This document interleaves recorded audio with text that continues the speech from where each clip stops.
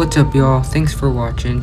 This is a video of a CRJ-900 taking off from Shreveport Regional Airport, and it is going to Dallas-Fort Worth.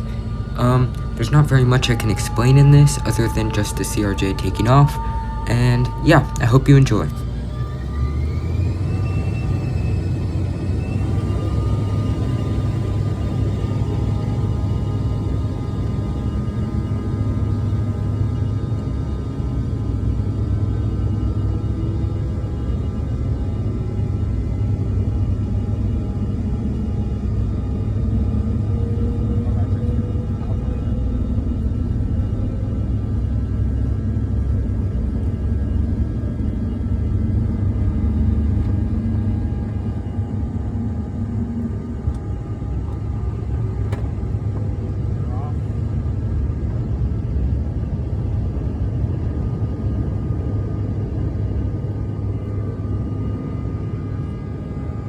Alright, so here we are in the air.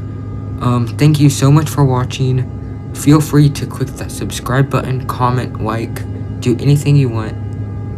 It helps the channel a ton, and yeah, thank you.